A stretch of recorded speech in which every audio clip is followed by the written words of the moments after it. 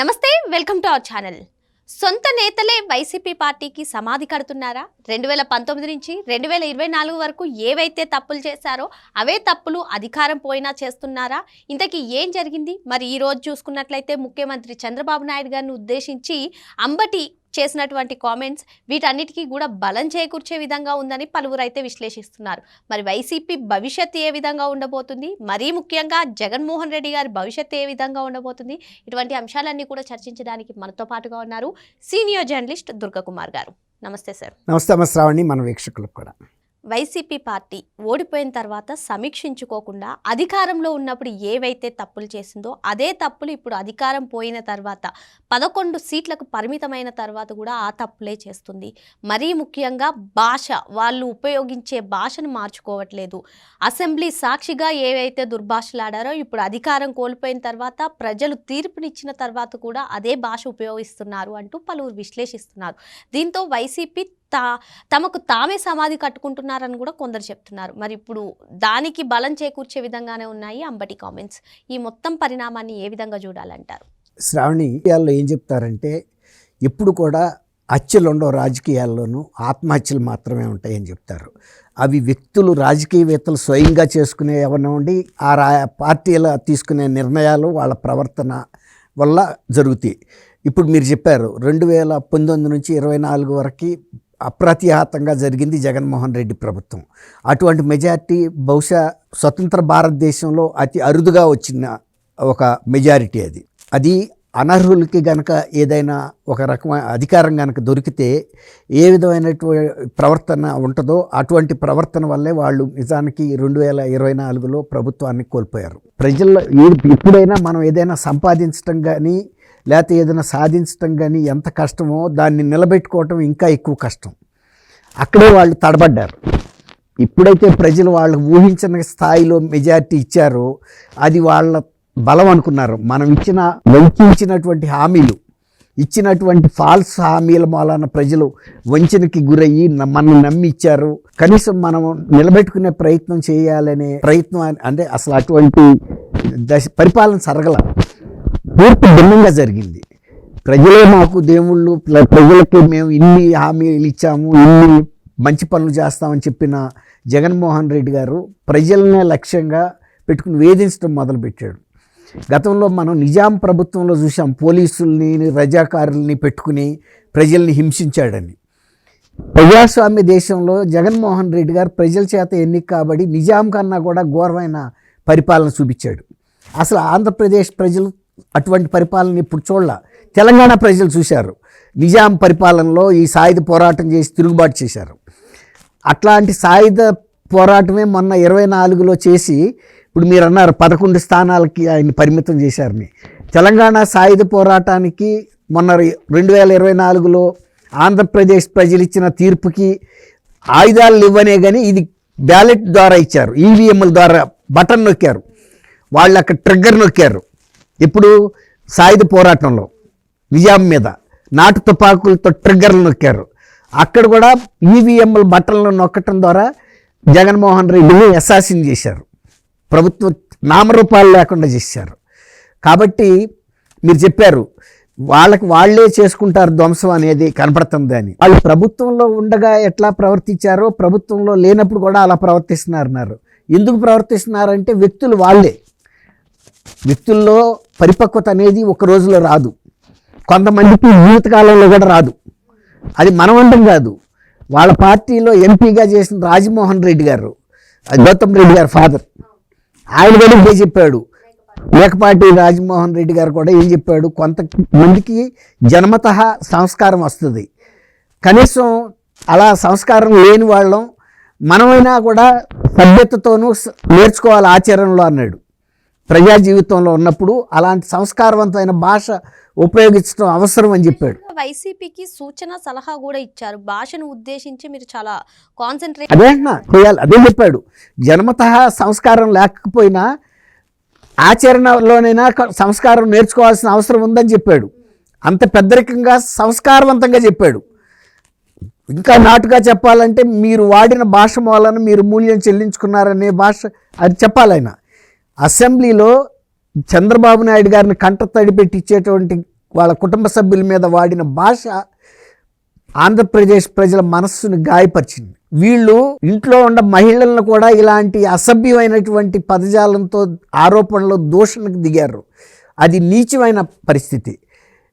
కుస్తీ పోటీల్లో కూడా ఒక నీతి ఉంటుంది. ఎప్పుడైనా కొట్టేది బొడ్డు కన్నా పై దెబ్బలు కొట్టాలి, బిలో బెల్ట్ అంటారు, కింద కొట్టకూడదు. అది మహాభారతంలో కురుక్షేత్ర యుద్ధంలో కూడా ఆ యుద్ధం నీతివంతంగా జరిగింది. అది అట్లాంటి సంస్కారం మన దేశంలోనూ మన ప్రజల్లోనూ మన అందరిలోనూ తెలియకుండా తల్లిదండ్రుల నుంచి వచ్చింది. ఆయన అదే చెప్పాడు, జన్మత రావాలి ఆ సంస్కారం. రానప్పుడు కనీసం ఇతరులను చూసైనా నేర్చుకోమని చెప్పాడు రాజమోహన్ రెడ్డి గారు. కానీ వాళ్ళల్లో ఏ మార్పు కూడా రావట్లేదు. స్వయంగా అప్పుడు వదిలేద్దాం, 24 ఎన్నికల్లో ప్రజలు ఇచ్చిన తీర్పు కకావికలైపోయింది పార్టీ. జగన్మోహన్ రెడ్డి గారికి అసలు దిక్కు తెలియని పరిస్థితి అయిపోయింది. ఇప్పుడు జగన్మోహన్ రెడ్డి గారు కదా జాగ్రత్తగా మాట్లాడాల్సిన అవసరం ఉంది. తర్వాత విధానాలని స్పష్టంగా మాట్లాడాలి, మంచి ఉద్దేశంతో మాట్లాడాలి. మళ్ళీ మొన్నటికి మొన్న అనేక సార్లు అమరావతి రాజధాని అనేది చాలా కీలకమైన అంశం. అనేక ఎన్నికల్లో అది చాలా ప్రముఖ పాత్ర వహించింది. మొన్న మేము అమరావతి రాజధాని మేము మార్చుకున్నాము, మొన్న ఓడిపోయిన తర్వాత చెప్పాడు మేము మళ్ళీ 3 రాజధానుల మాట ఎత్తామని. మళ్ళీ అమరావతిని అక్కడ ఏమీ లేని చోట చంద్రబాబు నాయుడు గారు ఏదో నిర్మాణాలు చేస్తున్నాడు, ఖర్చులు పెడుతున్నాడు, అది ఇదని మళ్ళీ మొదలెట్టాడు. తర్వాత నదీ గర్భంలో ఉందని మొదలుపెట్టాడు. అంటే ఆయన రాజధాని అనే మాటే లేదని చెప్పాడు. ఇలా ఆయన నోటికి ఏదొస్తే అది మాట్లాడుతున్నాడు. ఇంటికి పెద్ద ఎవరన్నా మాట్లాడితే ఆ మాటను విలువ తీసుకుంటారు కదా గ్రామంలో. అదే ఇంట్లో అతి చిన్న వ్యక్తి మాట్లాడితే పెద్ద పట్టించుకోరు. కానీ ఇంటి పెద్దే మాట్లాడితే దానికి బాధ్యత వహించాల్సి వస్తుంది, తప్పించుకోవడానికి అవకాశం లేదు. జగన్మోహన్ రెడ్డి గారే పార్టీ పతనానికి కావాల్సినటువంటి పునాదులు వేశాడనేది పార్టీలో గగ్గోలు పుట్టింది. తను పెద్దాడయ్యి ఉండి ఏదో ఇవాళ ప్రజల్లోకి ఇంకా వెళ్ళలేని పరిస్థితుల్లో మళ్ళీ కొత్త వివాదాన్ని రేపాడు అని అంటే మళ్ళీ ఇంకొక తేనె తుట్టిని కూడా కదిపి కుట్టించుకుంటున్నాడని. నిన్న సజ్జల రామకృష్ణారెడ్డి గారు ఈ కల్తీ నెయ్యి కాదు, కృత్రిమ నెయ్యి వ్యవహారంలో చంద్రబాబు నాయుడు గారిని క్షమాపణ చెప్పమన్నాడు. ఇప్పటికి దాని మూలాన కోట్లాది మంది ప్రజల మనోభావాలు దెబ్బతున్నాయి. తర్వాత దేవతలకు పెట్టే కలియుగ దైవం శ్రీ వెంకటేశ్వర స్వామికి సమర్పించే నైవేద్యాలు కూడా కనీసం ఆయనకి ఎంత నెయ్యి కావాలండి, 1 కిలో నెయ్యి పెడితే ఒక రోజు అయిపోతాయేమో నైవేద్యం. అసలు అది కృత్రిమ నెయ్యి తీసుకొచ్చి నైవేద్యాలు లడ్డూలు చేసింది కాక ఇంత వివాదం అయ్యి మనోభావాలు దెబ్బతిని ప్రజలు అల్లకల్లోలంగా ఉంటే చంద్రబాబు నాయుడు గారు దానికి బాధ్యుడని చెబుతున్నాడు. అసలు కల్తీ జరగలేదని కూడా చెబుతున్నాడు. ఒక రిపోర్ట్లో కల్తీ జంతు కొవ్వు కూడా ఉందని కూడా చెప్పారు. అట్లాంటిది మళ్ళీ దాన్ని ఒక వివాదం మళ్ళీ రెచ్చగొట్టాడు. అట్లాగే వీళ్ళు అంబటి రాంబాబు గురించి చెప్పారు. అంబటి రాంబాబు ఈ పార్టీ పతనానికి ఒక శకుని పాత్ర వహించే విధంగా వ్యవహరిస్తున్నాడు. అంబటి రాంబాబు దాదాపు 68 ఏళ్ళు ఉంటాయి ఆయనకి, దాదాపు 70కి దగ్గరికి వచ్చేసాడు. ఆ వ్యక్తి ఇంకా నేనేదో 24 ఏళ్ల వ్యక్తిని అనుకుని పోలీసుల మీద తిరగబట్టడం, పోలీసుల మీద దౌర్జన్యాలు చేయటం, తర్వాత తెలుగుదేశం పార్టీ ఇప్పుడు ప్రజల మనోభావాలు దెబ్బతిన్నాయి, అది కల్తీ కాదు మహాపాపం అని ఫ్లెక్సీలు పెట్టారు. తప్పేంటి? అది అవునా కాదా అనేది ప్రజలు చెప్తున్నారు కదా. కల్తీ జరిగింది, రిపోర్ట్లు వచ్చినాయి. సజ్జల రామకృష్ణారెడ్డి కూడా ఒప్పుకుంటున్నాడు, అవును అది 2 రిపోర్ట్ని మనం కాదనే పరిస్థితి లేదంటే సహజమే అని కూడా చెప్తున్నాడు.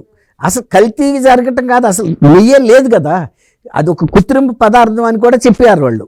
It is an synthetic material అని చెప్పారు. సింథటిక్ మెటీరియల్ అంటే ఒక ప్లాస్టిక్ లాంటిది అంతే, అదేమి సహజ సిద్ధంగా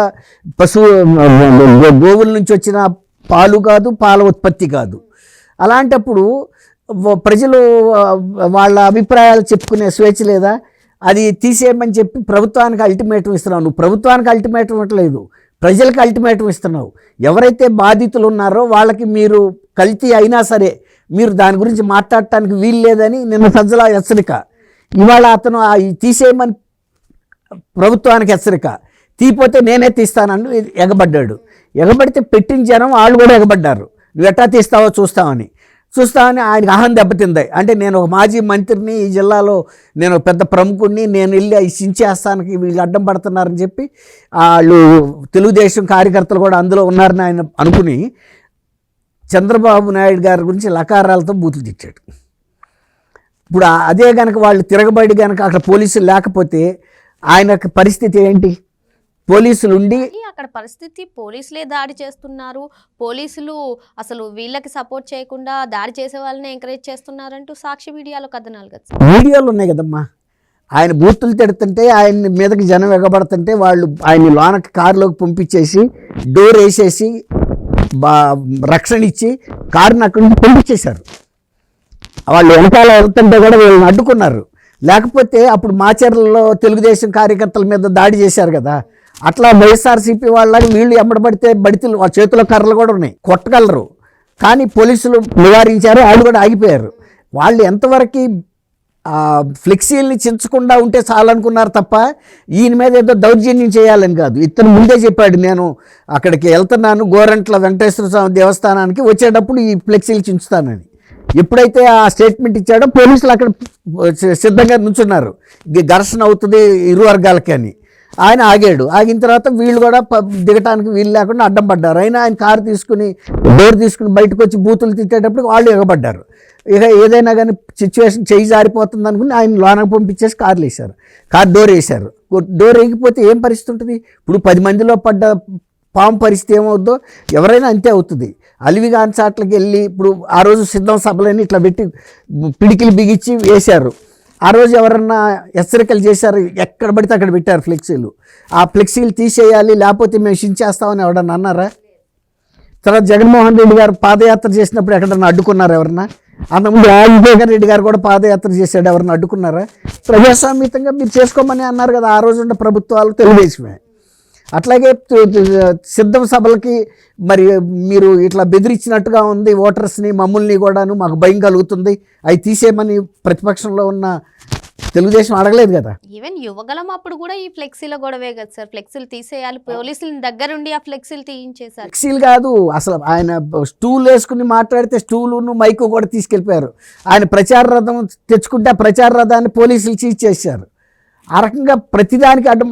చంద్రబాబు నాయుడు గారు అక్కడ ఈస్ట్ గోదావరి జిల్లాలో ఒక మీటింగ్కి వెళ్తుంటే అక్కడ ఊరు బయట ఆపేసి మీటింగ్ జరగనోలా, అప్పుడు ఆయన వచ్చి బయట నుంచి లైట్లు కూడా ఆపేస్తే సెల్ లైట్లు పెట్టుకుని మీటింగ్ మాట్లాడాను, నడిచి వచ్చాడు 6 కిలోమీటర్లు 7 కిలోమీటర్ల రాత్రిపూట. Z+ కేటగిరీ ఉంది. అన్నీ కూడా క్షుణ్ణంగా పరిశీలిస్తారు కదా, అయినా సరే వైసీపీ తన భాషని ఎందుకని మార్చుకోవట్లేదు అని చాలా మంది అడుగుతున్నారు. అవును అవును, ఆయన సొంత రాజమోహన్ రెడ్డి గారు లాంటి పెద్ద మనిషి చెప్తే ఆ తర్వాత భాషలో వాళ్ళకి వచ్చిన ఇదే ఉంది. ఇప్పుడు జగన్మోహన్ రెడ్డి గారు అదే భాషను వాడేంటి వీడేంటి అంటున్నాడు. మొన్న ఈ మధ్య ఇక్కడికి వచ్చి కూడా తెలంగాణకు వచ్చి వాడెవడు వీడెవడో కేటీఆర్ ఫ్లెక్సీలు కూడా కలిపి పెట్టారు, రఫా నరుకుతామని. తర్వాత ఈ జంతు బలులు ఇచ్చారు, రక్తాలు చిమ్మిచ్చారు. అంటే ఒక భయానక వాతావరణం సృష్టిస్తానని చూస్తున్నారు. ఇప్పుడు అంబటి రాంబాబు గారు మరి సీనియర్ లీడర్ అయ్యి ఉండి బూతులు తిడితే ఆ బూతులు వీళ్ళు తిట్టలేరా? ఇవాళకి నిజంగా కనుక ఆయన మీద అందరూ కనుక ఎగబడితే ఆయన పరిస్థితి ఏమవుతుంది? వైఎస్ఆర్సీపీ నాయకుల మీద దాడి చేశారని అంటారు, కానీ వాళ్ళు వాడిన భాష మాటలు ఏంటనేది ఎవరన్నా పట్టుకుంటారా?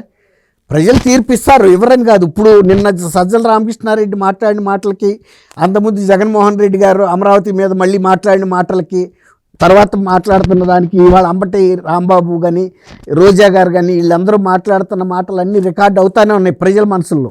రెడ్ బుక్ రాజ్యాంగం అక్కర్లా దీనికి. ప్రజలే మళ్ళీ 2029 కూడా ఖచ్చితమైన తీర్పిస్తారు. మీరు ఇంత కోట్ల మంది ప్రజల మనస్సుల్ని గాయపరిచి ఈ లడ్డు ప్రసాదాల్లో పామాయిల్ కలిపి పూర్తిగా పామాయిల్తో చేశారు. మళ్ళీ ఇంకా పైగా ఇతరుల మీద నిందలేస్తున్నారన్న దానికి ఇక మీరు మారనేది ప్రజలకు అర్థమైపోయింది. 29లో కూడా ప్రజలు వాళ్ళు ఇంతకన్నా కూడా గట్టి తీర్పు ఇవ్వడానికి సిద్ధంగా ఉంటారు. ఇటువంటి పార్టీలను ఆంధ్రప్రదేశ్ ప్రజలు సహించరు, అటువంటి వాళ్ళని ఆదరించరు. మరో అంశంతో మళ్ళీ కలుద్దాం. Thank you sir. Thank you అమ్మా శ్రావణి. మనం